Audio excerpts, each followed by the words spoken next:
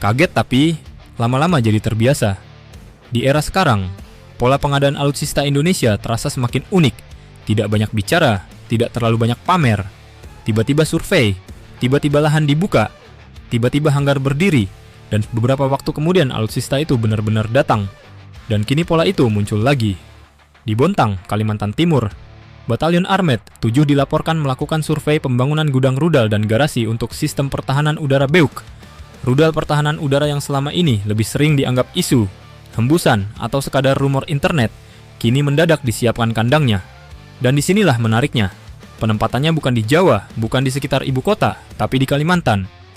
Pulau yang perlahan berubah menjadi salah satu titik paling padat persenjataan strategis Indonesia. Karena di pulau ini, Indonesia sudah menyiapkan banyak hal yang membuat negara lain mulai berpikir dua kali. Ada rudal balistik Khan, ada skadron drone tempur Anka, ada rencana skadron Rafale tahun 2028, dan sekarang muncul lagi sinyal kehadiran sistem pertahanan udara BEUK. Ini bukan sekadar soal membeli senjata, ini adalah pesan. Pesan bahwa Indonesia mulai membangun payung perang yang tidak lagi bertumpu hanya di Pulau Jawa. Dan lebih menarik lagi, semua ini muncul tanpa banyak gembar-gembor. Diam-diam, tapi bikin kawasan merinding.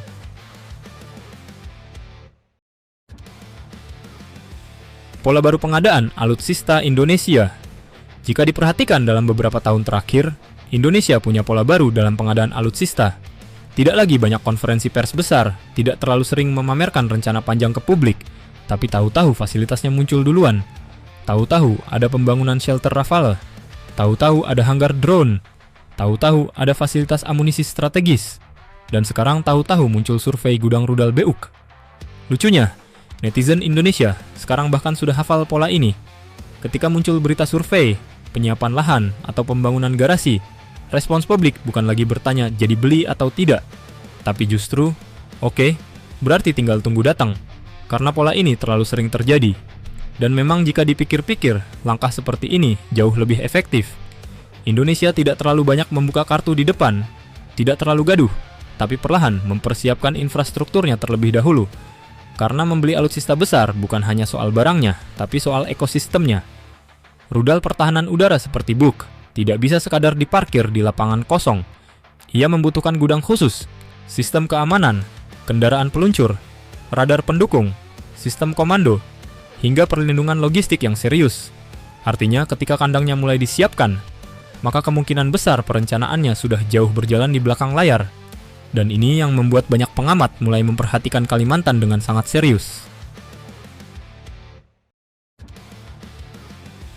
Kenapa Kalimantan?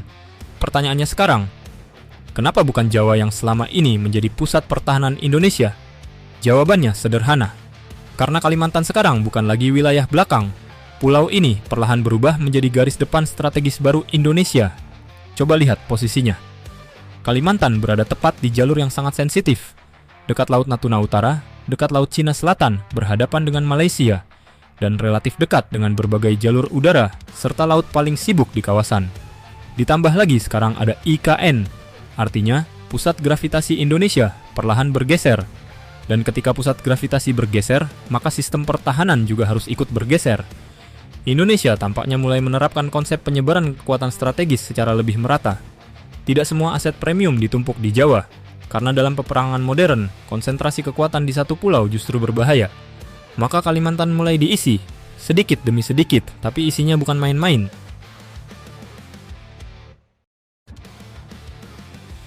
Pulau Kalimantan mulai dipenuhi, gigi beracun. Sekarang mari kita susun satu persatu. Di Kalimantan sudah ada rudal balistik Khan, rudal yang memiliki daya gentar luar biasa karena mampu menyerang target dalam jarak ratusan kilometer dengan kecepatan tinggi. Lalu hadir drone Anka, bukan drone biasa, tapi drone MEL yang mampu melakukan pengintaian dan serangan presisi dalam durasi panjang. Kemudian muncul rencana penempatan Rafale pada 2028.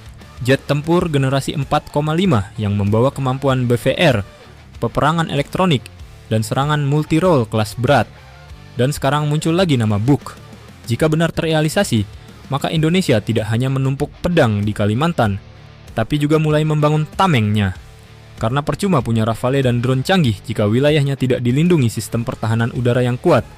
Buk sendiri dikenal sebagai sistem pertahanan udara jarak menengah yang dirancang untuk menghadapi berbagai ancaman udara, mulai dari jet tempur, rudal jelajah, hingga target udara tertentu lainnya.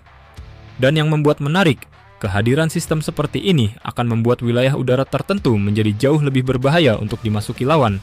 Artinya, jika sebelumnya musuh mungkin hanya memperhitungkan jet tempur Indonesia, maka ke depan mereka juga harus memikirkan lapisan pertahanan udaranya. Dan disinilah efek psikologis mulai bekerja. Karena peperangan modern bukan cuma soal siapa yang paling kuat, tapi siapa yang paling membuat lawan ragu.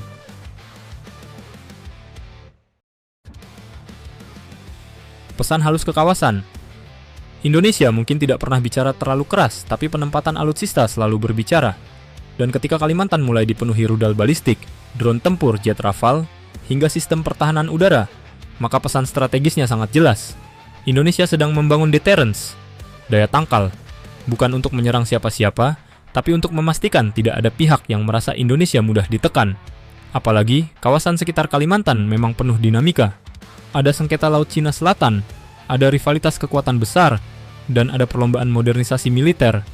Dan di tengah semua itu, Indonesia tampaknya memilih pendekatan yang sangat khas, tidak terlalu ribut, tapi tahu-tahu sudah siap.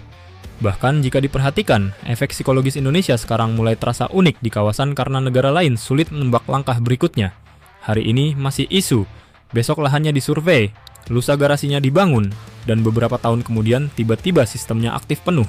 Dan pola seperti ini justru membuat daya gentar Indonesia meningkat, karena ketidakpastian adalah bagian dari strategi. Indonesia mulai terlihat berubah. Yang menarik, transformasi ini tidak terjadi hanya pada satu matra.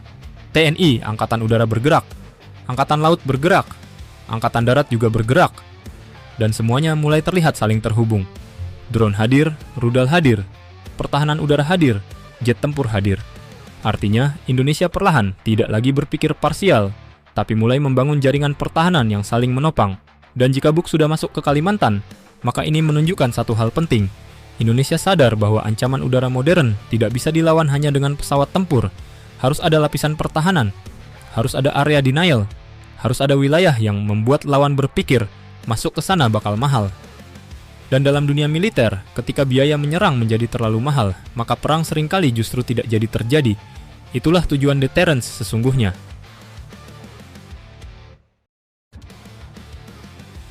Jadi publik mungkin kembali dibuat kaget.